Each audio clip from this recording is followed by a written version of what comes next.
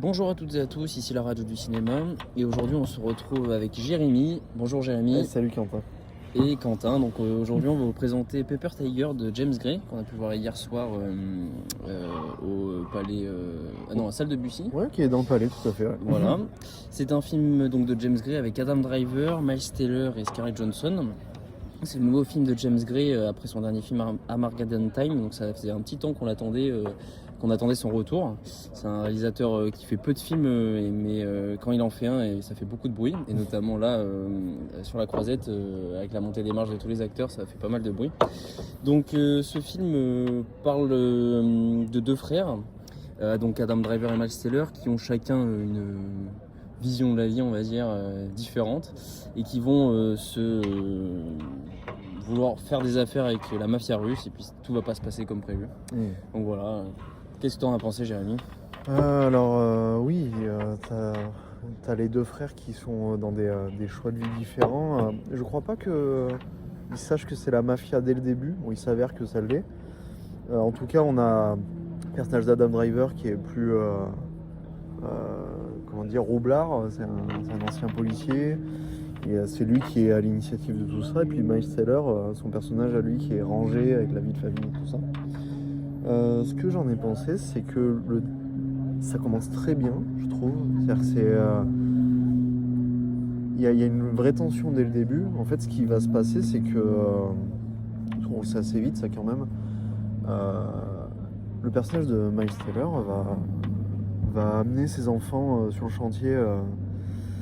chantier où il va y avoir justement leur dossier. Et là, ils vont être pris en grippe par les mafieux sur place. Et donc, il y a le stress de qu'est-ce qui va se passer derrière. Ils disent on a ton adresse et tout, fallait pas être là, il y a des menaces et tout. Et donc derrière, il y a l'attente, enfin moi en tout cas, il y avait l'attente d'une suivi de tension que je trouve qu'il n'y a pas. Ouais, c'est vrai. Ouais. Donc finalement, ça commence bien et puis je me suis un peu ennuyé parce que finalement, il se passe pas grand-chose. Tout se règle plus ou moins. Et la fin, sans dire qu'elle était attendue, mais elle surprend pas. Ouais. Après, c'était quand même cool d'avoir ce casting-là qui est vraiment solide. Mais c'est ce que je me disais, on en discutait tout à l'heure sur la filmographie de James Gray. Moi, j'ai vu Que la nuit nous appartient de lui.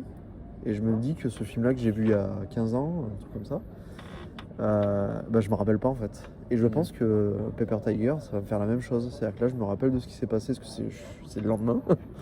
Mais je pense que je vais vite l'oublier. Et c'est pas que c'est un mauvais film, il est bien réalisé, c'est solide, mais...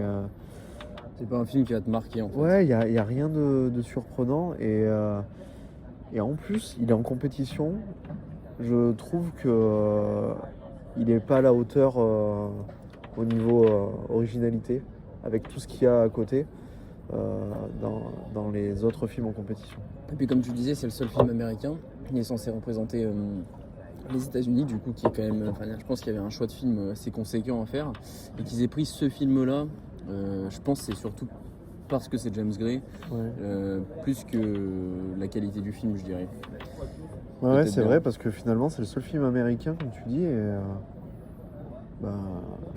en compétition, parce qu'on en a vu d'autres, hors compétition, mais c'est assez neutre, je dirais.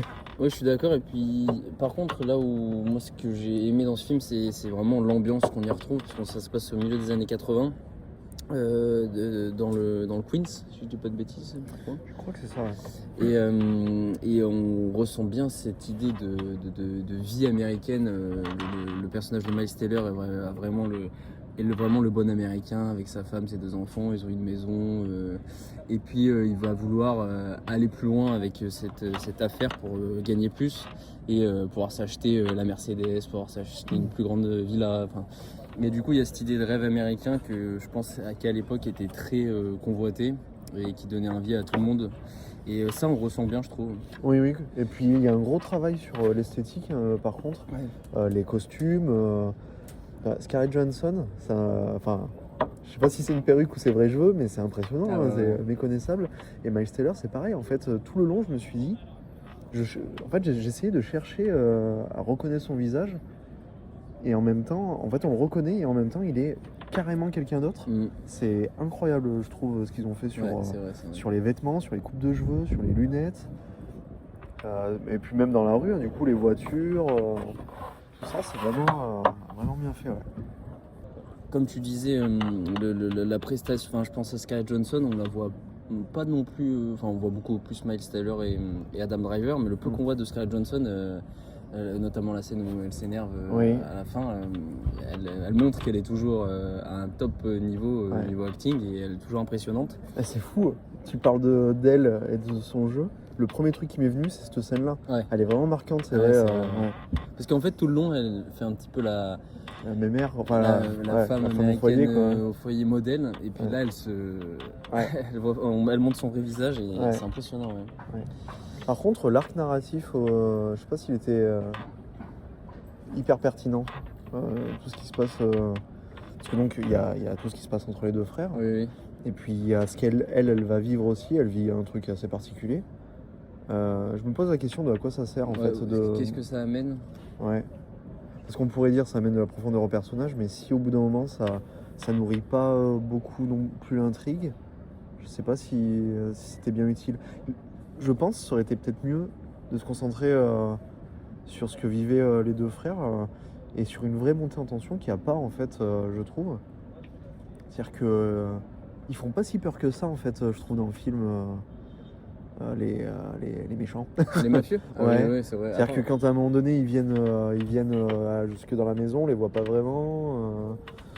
Il n'y a pas beaucoup de musique aussi dans le film. Ouais. Donc du coup, je trouve que c'est pas mis en scène de telle sorte à ce qu'ils fassent peur. Pourtant, ce qu'ils font, ça fait hyper peur. Personne ne voudrait vivre ça.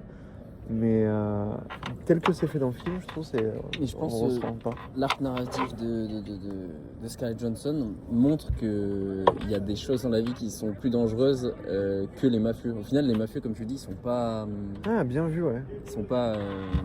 si dangereux que ça. Et puis à la fin, c'est ce qu'il dit. Enfin, je vais pas trop en raconter. Et un des mafieux dit Nous, on s'en fout de on lui. s'en fout de ton frère, en fait. On s'en fout de ton frère, Et ouais. au final, c'est ça qui. Ouais, bien vu. Ça peut être une piste. Bon.